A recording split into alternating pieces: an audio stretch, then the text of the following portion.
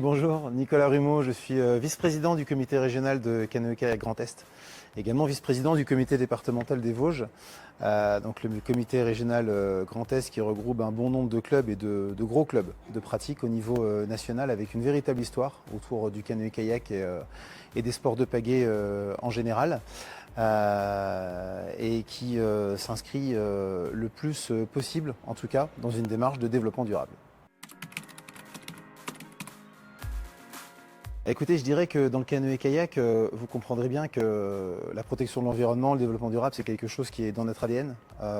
Nos aînés étaient des formes de pionniers qui ont été découvrir des nouveaux sites de pratique sur des cours d'eau parfois un petit peu inaccessibles,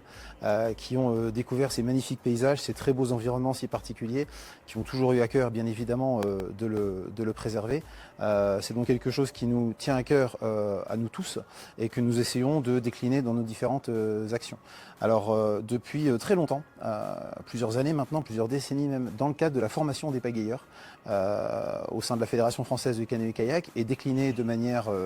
régionale, départementale et territoriale dans les clubs, eh bien cette formation des pagayeurs, grâce au dispositif Pagaie Couleur, elle intègre en fait des dimensions écologiques, des dimensions de protection de l'environnement, des dimensions de développement durable, étape par étape, de la pagaie blanche à la pagaie noire, au-delà de la question technique, au-delà de la question physique et de la pure pratique sportive, il y a vraiment ces dimensions qui sont intégrées dans la formation du pagayeur. Ça, c'est une première chose qui permet de fortement sensibiliser individuellement chaque pratiquant au sein de notre fédération, au sein de notre comité régional sur ces questions-là. Et puis un peu plus récemment, évidemment, avec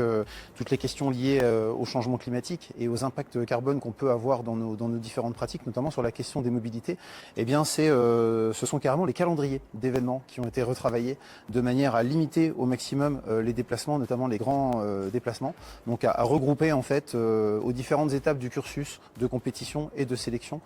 ces questions de déplacement. Nous avons également, que ce soit au niveau national, régional et départemental, des commissions qui sont installées, qui sont les commissions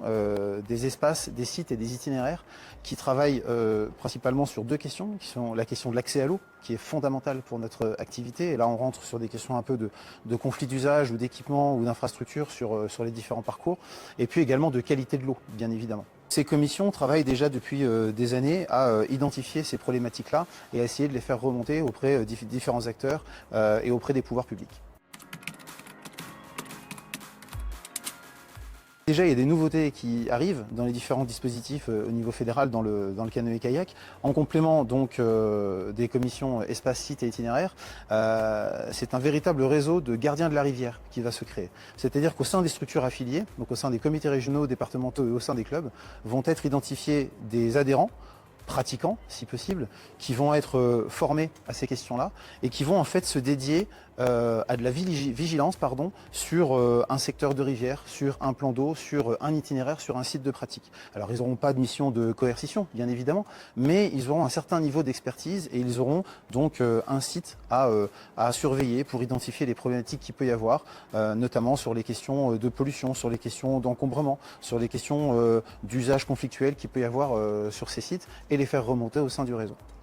Ça, c'est le premier aspect au niveau national, donc à décliner dans les territoires. Et puis nous, plus spécifiquement, au niveau du comité régional de canoë-kayak du Grand Est, eh bien, nous venons, grâce au dispositif de service civique, de prendre au sein de notre équipe une personne qui va se dédier à ces questions et qui va porter des projets autour de la question du développement durable.